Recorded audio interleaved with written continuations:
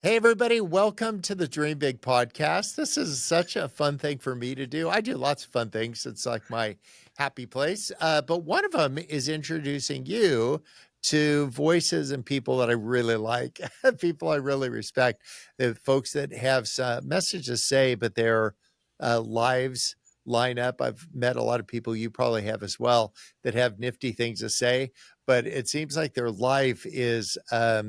There's a disconnect. But then there's the odd person that you meet where they've synced up and just been really real. And Jon is one of those guys to me. So Jon Gordon is an author, a speaker. He's like one of those Renaissance guys. He could probably play the banjo too, but he's a friend of mine, and that's the how I think of him. So Jon, welcome to the show. Bob, it's great to be with you, and I cannot play the banjo, although I wish I could. We'll have to work that. Or bagpipes. We could get matching kilts. You are a guy that has just motivated just millions of people with your words, your books. Give us a little introduction so people that haven't been introduced to you before know a little bit about who we're talking to. Yeah, actually, it's interesting. I write about a lot about positivity, and that work is something that is ironic to me because I'm not naturally positive. I actually have gone towards the negative a lot of my life and grew up in a Jewish Italian family, a lot of food, a lot of guilt, a lot of wine, a lot of whining. Dad was a New York City police officer. Dad was battling the drug cartels on the streets of New York and fighting crime. So he wasn't always the most positive person, but was a loving man.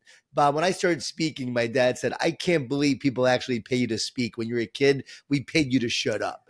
So that's the kind of mindset I grew up with. So I struggled with that. Eventually asked what I was born to do. Why am I here in the peak of my misery? My wife was literally about to leave me. And it was during that time that I found my calling of writing and speaking. I literally told friends, I'm going to do this. I'm going to start writing. I'm going to start speaking. I don't know what about, but I want to be more positive. So I'm going to start researching ways I can be more positive. That led me to then do this work. And now I work with tons of companies, organizations, nonprofits, school districts, a lot of sports teams on positivity being the competitive advantage, how to perform at a higher level with positive leadership, building a positive team, a great culture, and then obviously that mindset that allows you to execute and perform at a higher level. So I just got back from speaking to all these NFL and college coaches, GMs, and some military people that were there. It was really a cool dynamic to get to interact with a lot of these guys in that realm. But a lot of them said that, like, my books have helped them in their careers, with their teams, with their cultures. And I'm like, all right, well, that's who I am. That's what I do. My wife even said, this is like an indication, like this is a byproduct of what you've done all these years. And that's what I do. Yeah, the neat thing about writing books is you get to write the book you need.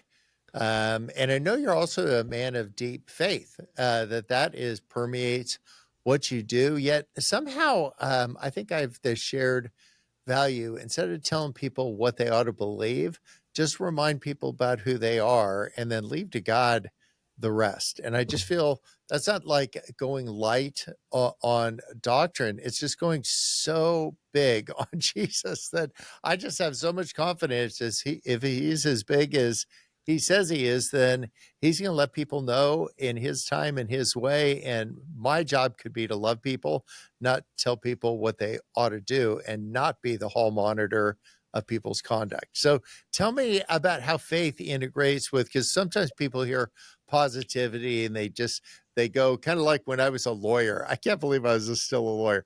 So they'll put the lawyer on the shelf, or they'll take positive. Oh, he's one of those guys. Tell me about how those integrate for you. Yeah, Bob, it came to me the other day that when you are looking for positivity, you will find the source of it all, a loving God. The reason why we have positivity is because God is a loving God and a positive God. So positivity is not like Pollyanna positive. It's not about seeing the world through rose-colored glasses. It's knowing that there are going to be challenges. There are going to be adversity, but you have the power to overcome the thorns. It's not about ignoring reality. It's okay to say this stinks and this is challenging, but how do we find a way forward? And we do so with faith. and optimism and belief. And faith has become a big part of my journey, although I wasn't always a person of faith. And I'm not a big religion guy. I'm not really big on religion. I'm big on, relationship and a relationship with God. Like the more I develop this relationship and I spend time praying and surrendering and trusting, the more peaceful I feel, the more powerful I feel, the less anxious I feel. Like, how do you want to go through life? Scared, fearful, worried, chronically stressed? Or do you want to go through life with power and peace and joy and love and confidence and courage? And I know that happens through a relationship with God. The more you spend time with God, because relational psychology says you heal in a loving relationship. Think about that. If you have a loving relationship, and you taught me this so well, Bob, if you have a loving relationship with God, that love starts to move through you, it heals you and allows you to heal others. Yeah, there's something about that, and I would describe so many people that would listen to this podcast as well as church adjacent, and so they are not necessarily inside. They're not against it. They're not sniping at faith. They just are saying, let's like lose all the confusing parts and just get back to the simplest part about like love. And then there's some that are kind of the hall monitors of other people's faith. And I'm not knocking them. It's a really comes from a super sincere place. It just doesn't come across as a really loving place. It feels like somebody's there to bust your chops. And so this would be an example of having a difficult conversation, which is my segue into a new book that you've read. Difficult conversations don't have to be difficult. So tell us about why this book and why this time. So this book came about with a colleague of mine, Amy Kelly. We worked together. She's our head of consulting, and we were having difficult conversations. And I kept saying, hey, we need to have a difficult conversation right now. We need to talk about this. And we started to realize, wow, this is something that is very helpful for us and something that will be helpful for others. The funny thing is, she said, why do you have to always call them difficult conversations? Why can't we call them growth conversations or challenging conversations? And I said, because they are difficult. And that's the title Yes. of the book now. So that's why Yes. we call them difficult. We don't like to have them. And what we found was, in talking to our clients and in writing the book, The Power of a Positive Team, we help them build stronger teams. Well, as part of building a stronger team, you have to have the conversations that everyone is avoiding. You have to deal with the elephant in the room, because if you don't deal with the elephant in the room, eventually that will hurt your morale. It will be that issue that goes undealt with that eventually rises up and sabotages your teamwork and your leadership. And I've seen a lot of teams break down because of poor communication and not dealing with these issues. Nick Nurse, the coach of the Toronto Raptors, when he won the NBA championship, he's now the coach of the 76ers, he put an elephant on his desk. And it was a reminder to deal with the elephant in the room. They won the NBA championship that year because they had those difficult conversations. But we know in our families, in our relationships, in our teams, no one wants to rock the boat. So we often stay at the surface level, and we never have those conversations that take us to a more intimate, deeper connection that really leads to a greater commitment. And that's what we want to help people do. Get to that level of commitment where you're through the fire together. You've had the hard conversations, but you do it in the right way where you don't hurt the relationship. You actually make the relationship stronger. And that was our goal in writing this book. Yeah, what makes conversations difficult sometimes isn't just the subject matter of the conversation, although it can be challenging, but people are difficult. And the crazy part is, I'm the difficult one. I really, everyone in the room here on the podcast is nodding their head. They're difficult conversations because we're insecure and we're trying to figure out who we are or show leadership in this one way that isn't authentic leadership. It's just playing a role, and then you become a caricature of who you really are rather than saying, listen, I'm not going to nail this thing, but fortunately, this is not the Olympics. And so nobody needs to hold up a card. What I want to get to, I may not be able to get this exactly right, but let me just get somewhere in the zip code of what I'm thinking. And so without a lot of a lot more embellishment around it. Let me say there's three things I want to touch on, and I won't do them perfectly, but could we address these three things? So instead of discounting everything you have to say about how unworthy you are and how messed up you are in your own life and all that, everybody on the other side say, dude, just can we just talk about what the 3 points? So you can say, I've got three things to say. You may not get it right, but just say, here are the three things. Know why you're walking into the groom and what do you want to accomplish. And to say, there's an immediate need to get something done. There's a deeper longing for us to be friends, like to maintain something that launches you in the relationships that matter the most and launch me. Talk to us about some of the ways that we go about have like better relationships, better teams, get the point across. We create a model actually for people to have these conversations because, as you said, a lot of people don't know how to have them. We wanted to help them have them. And again, this is not like set in stone, but it's a model just to give you some guidance on how to have conversations. And the idea is to have this as a team where everyone joins together as a team. And some people are going to be more uncomfortable. So it's about making them feel more comfortable and saying, hey, we want you to have a role in this. We want to hear what you have to say. You are worthy and your point of view is valid. And we may not disagree, and that's part of it. We're going to make sure that even if we disagree, we still maintain the relationship and we maintain respect for each other. So the model is star 3. And the S in star is small ego, big mission. So let's focus on the mission as a team and let's lose the ego. It's not about you. It's about the mission and the team. T is tell the truth. Tell the truth of where you are and tell the truth of what you believe. Don't hide from it. Let's tell the truth. And let's also, A in star, assume positive intent. So when we're having these conversations, let's assume that everyone's bringing their positive intent to the equation. And that requires, obviously, you have to build some trust in the relationship along the way and know that people have your best interest at heart and the team's best interest at heart. That's really important. But that assume positive intent is essential. And then the R3 is 3 R's. We talked about relationship. Let's maintain respect. Bob, I can think that your idea is trash, but I know that you're not. I value you. And I can disagree with you. I can totally disagree with your idea, your opinion, but I still value you, who you are. You're a child of God, made in the image of God, and I value you as a person. No matter what I think of your idea, I think highly of you and the value of you. So that's really important to maintain that respect.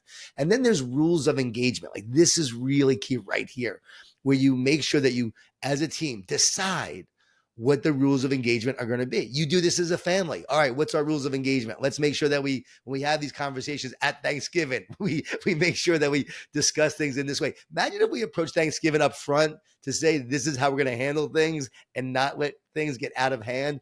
We're going to create rules of engagement. No, for instance, the Seattle Seahawks, Pete Carroll, I know you know Pete, one of his rules of engagement was don't get emotionally charged in our meeting. So everyone, when we have these difficult conversations as a team, no one gets emotionally charged. One of ours for the Jon Gordon companies is no meetings after the meeting. So after we have the meeting, you're not allowed to have all these little meetings where you go, that was a bad idea. That was a stupid idea. Can you believe what so-and-so said? No meeting after the meeting. We talk about it in the meeting. And if you're not going to say it in the meeting, don't say it at all. So these are just some ideas, but we want people to come up with their own rules of engagement that works for them, their culture, their comfort level. And let's begin to have these conversations that make everyone better. Let's stop running from them. And it's not so much just creating new rules, but understanding the rules you're operating under. And so there might be people that have a rule of avoidance to say, I just avoid anything. That would be part of this, I think, like Pavlov's dog, after being a trial lawyer for so many decades, I just am so done with conflict. Because people want to argue about stuff. I'm like, I'm out. And so to realize, maybe have the presence of mind to say, hey, listen, my having been so involved in conflict before professionally that I'm just kind of pieced out on that. And so it's really difficult to enter into that. And so I'm not going to get this right because this is all my insecurities bubbling to the surface. You'll just have such a different, it's not an excuse. You've just given context to what's going on. So I would say something about understanding context to say, where are you at? Where am I at? Let me give you just a snapshot of what it feels like to be me right now. It's 100% anticipation and 100% insecurity, which most people would go like, wait a second, you're like the fun guy. I'm like pretty upbeat guy. However, an upbeat guy that has these insecurities and the people that have hung around long enough to know you and me, they know what's going on right there. But the people that just interact with us at that meeting. So how could you do this for, I wear a mood ring. And so I don't ask people, how are you? I'll ask people, what's it feel like to be you? And then let me tell you while you're collecting your thoughts about that, what it feels like to be me. I'm just trying to set context so that we can actually have a conversation. What do you do?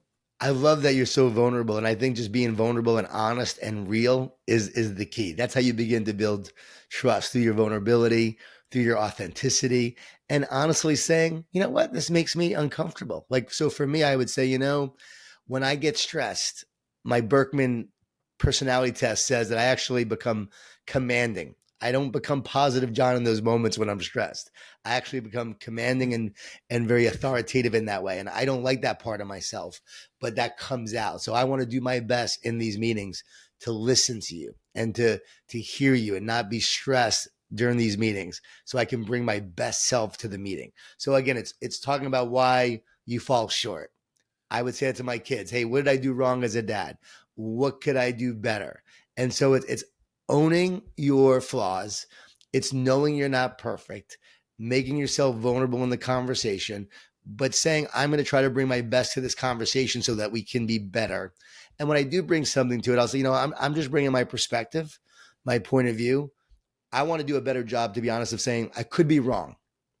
I could be wrong, but this is what I'm seeing and thinking. Could be wrong, right? And so in the past, I might say, I believe this to be true. Like, I would actually say it is true. So I would tell the person I'm doing my best to really see both sides of it. And I could be wrong here, but what I'm seeing is this.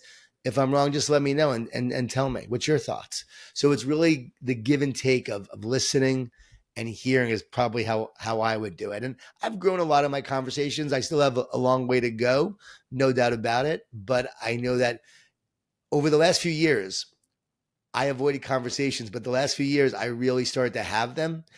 And in doing so, it's so much healthier. You feel so much better. You get it all out and you're not holding on to anything. And you really are sharing the truth in love. Again, the truth in love is the key. And if you do that, you're helping that person get better and you're growing in that process. And maybe start with a couple safe people, like as we're all on this adventure and we're at different places on the arc. Find a couple safe people that you can practice with, people that know you really well. So as you're taking these little steps forward with a safe person, you can say, "I'm not nailing this thing," rather than going really deep with somebody who you really don't have a relationship with, and then there's all these misunderstandings. Like, so I've got just a very few people in my life. They know what's going on is me being insecure about something, so we could come across as demanding. Oh, a great example. I decided I was going to do a marriage retreat in Hawaii. So, I mean, who would want to do that? So I let everybody know a couple of years ago, I'm doing a marriage retreat in Hawaii. Like, how much fun. And then I started stressing out the closer and closer it came because nobody signed up for it. Eventually, there was only one guy. He wasn't even married. He signed up for it. I don't know what's going on in his thought bubble, but what could have happened is me being really demanding on the people around me and coming across, it's just all my insecurity that I'm like doing something nobody wants to come to.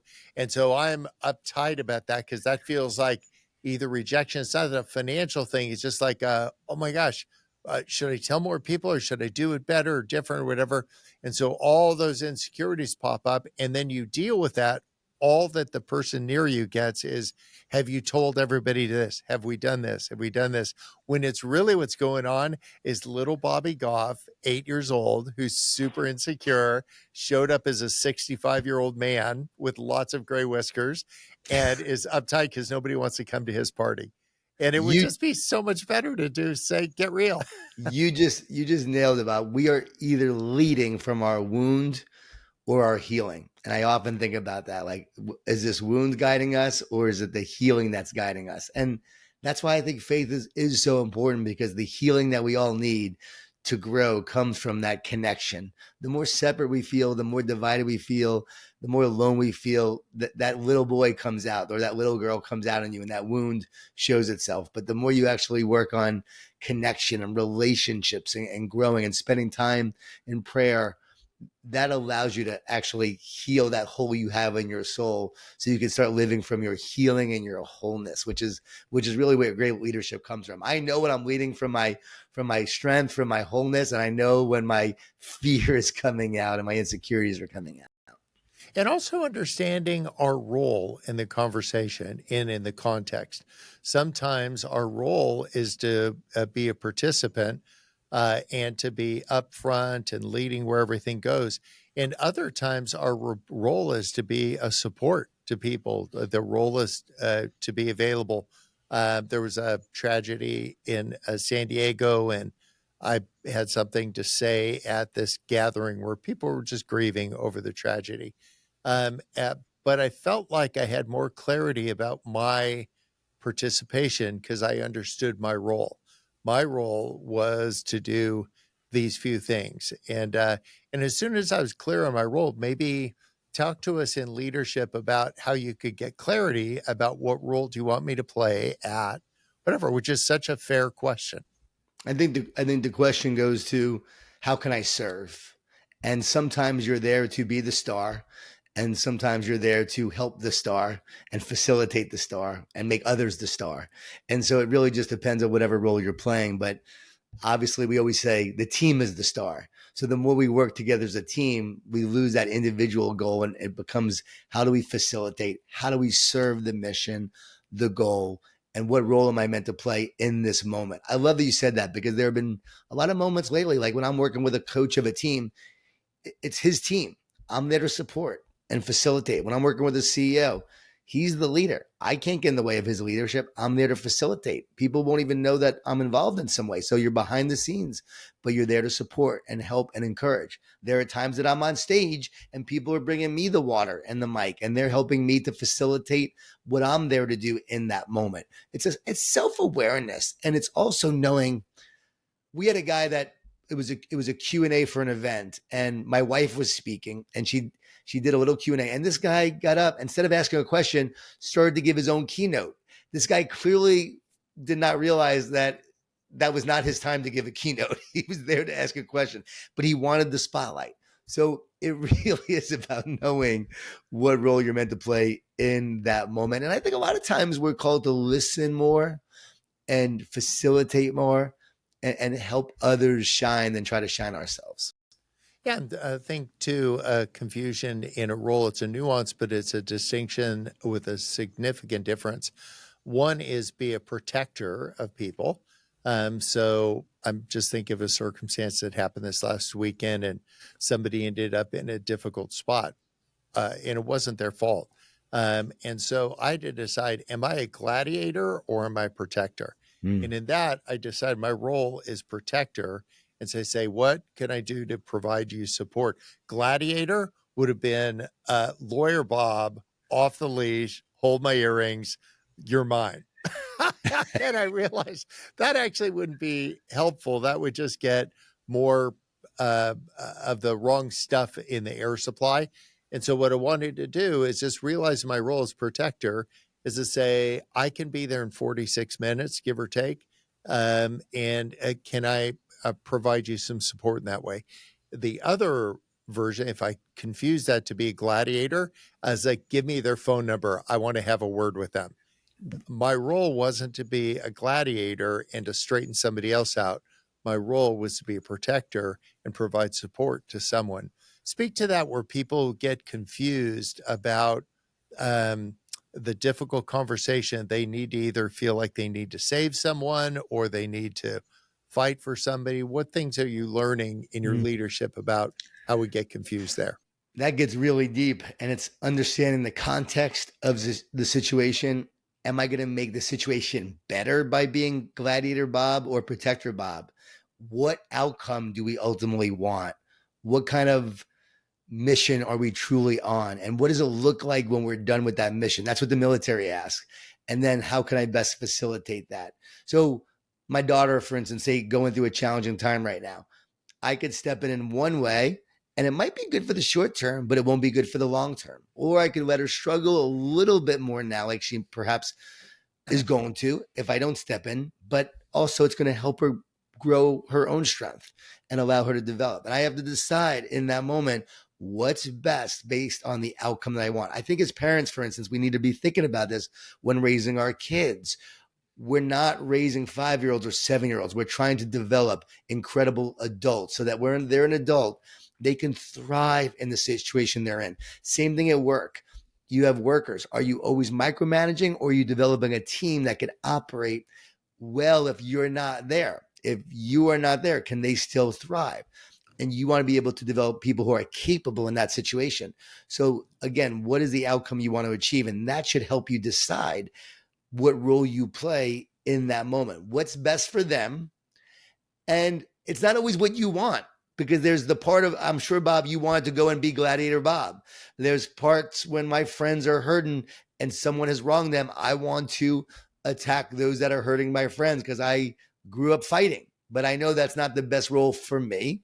And it's actually not the best role for them in that moment. So to me, I would consider that I'm protecting them, but no, I'm fighting for them. And I love the distinction that you made because it made me really think, wow, protector, but gladiator, but you don't always have to fight. You also are just protecting. And while you're protecting, then you may have to defend, but that's different than attacking. Bingo.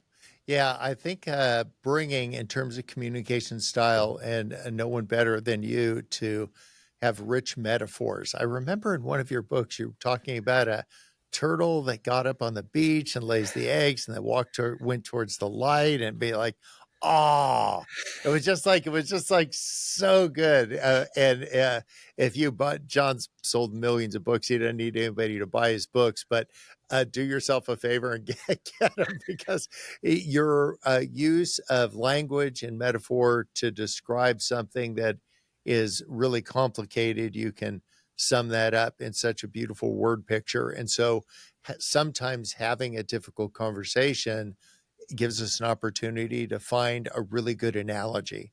It's kind of like this because it's not in your face on whatever the difficult topic is, but it can weave in together your insecurities and your this and the that. And a short story, and I emphasize short, uh, to describe uh, why you're feeling. It just creates a beautiful on ramp. So, talk to us about the power of a good metaphor or allegory to like communicate a difficult idea. Bob, what you just said about the sea turtle, because Oh, you saw me recently, when you told me about the sea turtle, you remembered that. I've been bringing back that into my talks lately because I oh, actually stopped doing it for a while. And since I've been doing it again, people have really loved the metaphor. I did it with the coaches the other day. The sea turtles come on shore between May and August. They lay their eggs and then they hatch a few months later. And when they hatch, they actually go towards the ocean. They follow the pure light of the moon. It's supposed to be the brightest light at the beach. But where you have beaches with developed restaurants and condos and high rises, those bright lights often cause those sea turtles to go in the wrong direction. They go towards the bright lights instead of the ocean, and it leads to their destruction. And so often that's us. We go towards the bright lights, we go towards the distraction, we go towards the things that seem appealing, but they're not actually the best for us. You're meant to follow the pure light of the moon, and that's your path, that's your destiny, that's your purpose, that's what you're meant to follow. So yes, I do love metaphors, and this Difficult Conversations book is a fable. It's a story. And Bob, I had so much fun writing it with Amy because I was able to weave in this story of them arguing and fighting. Like they got really like heated in one of the fights early on in the book, and like the marketing guys yelling at the operational guy. And I just imagine that actually happening because I know it does happen. And then they're like, wow, that escalated quickly. And it was really awkward and weird. And I thought this was so much fun to write, but also knowing that people are going to be able to read this, see themselves in the story. And that's the power of story. We are able to see ourselves in stories, in the ultimate story, in the story of our life. And as you see what role you're playing in the story, you can hopefully change the role from victim to hero, from victim to savior or protector, or someone who's helping someone coach to grow who they're meant to be. You coach so many, Bob. You help so many. So I always call you the Indiana Jones meets Jesus. You were the byproduct of them coming together and joining together in some kind of relationship that allowed you to be created you. So then all of a sudden you have this like this opportunity to help others through the challenge, through the adversity, through the setback. And I think that's our ultimate role. I'm going to close with one thing.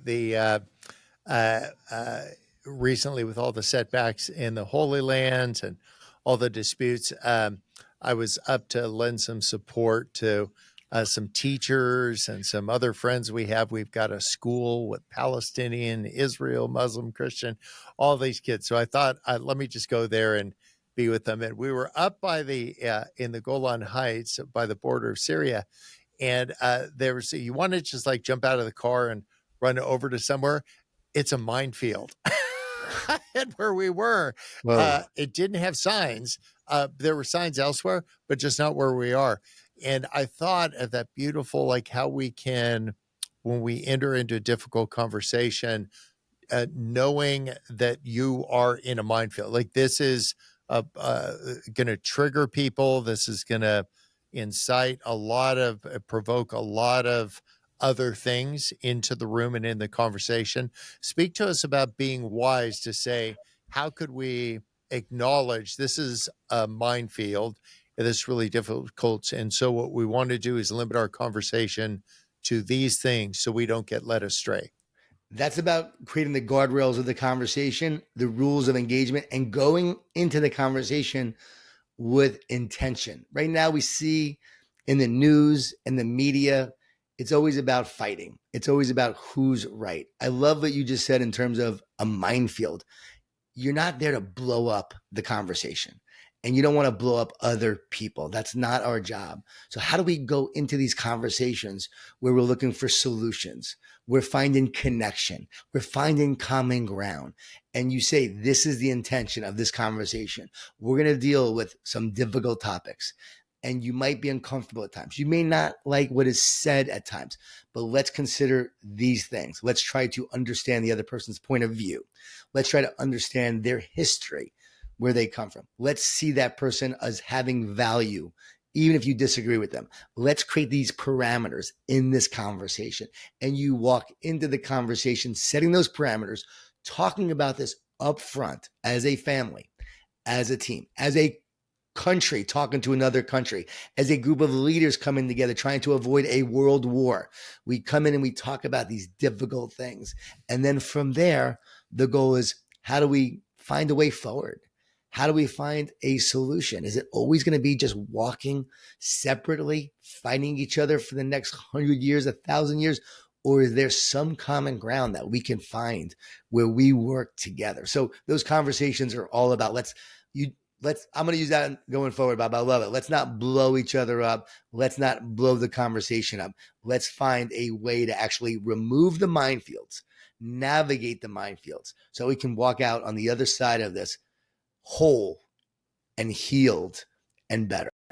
And sometimes with a little bit of whimsy and wonder, like the kind of people that would be listening to this podcast would probably share that. I know you do. You've got a twinkle in your eye and some mischief. In Mogadishu, there's 12 warring clans. That's why there's been such difficulty for so long. And I invited the Minister of Defense to meet me at a particular place. And I didn't tell them who else was coming. And then I invited these different leaders to all come to that same place.